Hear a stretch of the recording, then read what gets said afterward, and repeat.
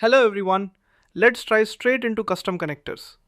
The formal definition of a custom connector is a wrapper around a REST API that allows the Power Platform to communicate with an external service that doesn't have a pre-built connector already available in the Microsoft library. In plain everyday English, it is building a bridge to a secret island. You see, Microsoft gives us hundreds of pre-made bridges to famous places like Outlook, SharePoint, and Twitter. But sometimes your company uses a very specific local tool, maybe a specialized furniture tracking system that Microsoft has never heard of. A custom connector is how you build your own bridge so your Power App can walk over and talk to that secret island.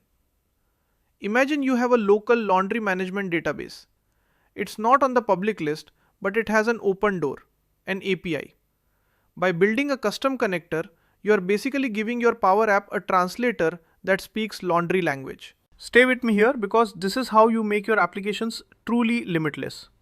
You've probably seen this at the office where you wish two systems could talk but they seem stuck on separate planets. Custom connectors are the rockets that connect them. Let's break this down together. We are expanding our horizons. So now that we've mastered the idea that a custom connector is our bridge to secret data islands, you might be wondering what blueprint we need to show the system so it knows exactly how that bridge should be built. Well, that brings us right into our next step, which is API definitions and the OpenAPI specification. This brings us to the OpenAPI specification, often called Swagger.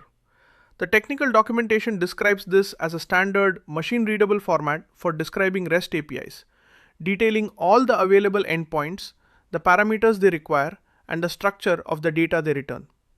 To speak naturally, it is the API's instruction manual. You see, the bridge can't be built if the computer doesn't know where the road leads. The OpenAPI file tells the Power Platform, if you send a request to this specific address, you will get back a list of chair prices. Imagine a dummy example. You are ordering a pizza over the phone. The OpenAPI file is like the menu. It tells you exactly what toppings are available, the data, how much they cost, the parameters, and what the pizza box will look like when it arrives, the response. You've probably noticed at the office how much easier it is to use a new coffee machine when someone leaves the manual on top. The OpenAPI file is that manual for your data. Let's break this down together. We are giving our connector a brain so it knows what questions to ask. So, now that we've mastered the instruction manual for our bridge, you might be wondering how we make sure that only our bridge is allowed to talk to the island and that random strangers can't sneak across. Well, that brings us right into our next step, which is authentication and API keys. Now we need to talk about API authentication. The formal definition says that authentication is the security layer of a custom connector, using methods like API keys, OAuth 2.0, or basic auth to verify the identity of the requester and ensure that the connection to the external service is authorized and secure. In simple everyday English, it's the secret handshake. The secret island won't let your bridge touch its shores unless you show the right ID card. Think of a dummy example. You are building a connector for a weather alert service. The service says, I'll give you the weather, but only if you give me your private password key with every request. In your custom connector settings, you hide that key away so the app can use it automatically. Stay with me here, because security is what makes an app enterprise ready. You've probably seen this when you have to use a thumbprint to open your phone.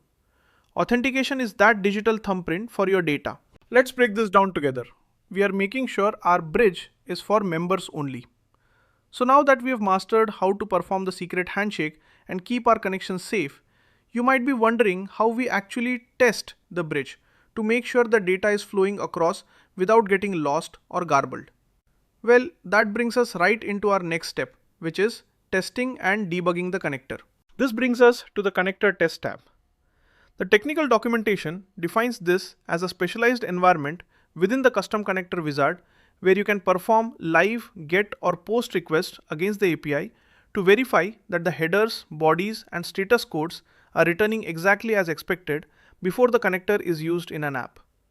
In plain language, it is the practice run. You don't want to find out the bridge is broken when a customer is already walking across it. You go to the Test tab, click Test Operation, and wait for the 200 OK message. Imagine a dummy example. You are building a connector for a package delivery service. You send a test request with a fake tracking number. If the connector comes back and says error, number not found, you know the bridge is working because it understood the question. If it just stays blank, you know you need to fix the wiring. You've probably noticed at the office how a pilot tests the engines before taking off. We do the same with our data. Let's break this down together. We are building confidence in our connection.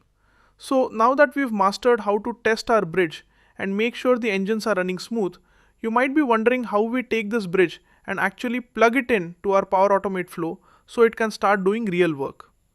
Well, that brings us right into our next step, which is using custom connectors in Power Automate. Let's dive into consuming the connector.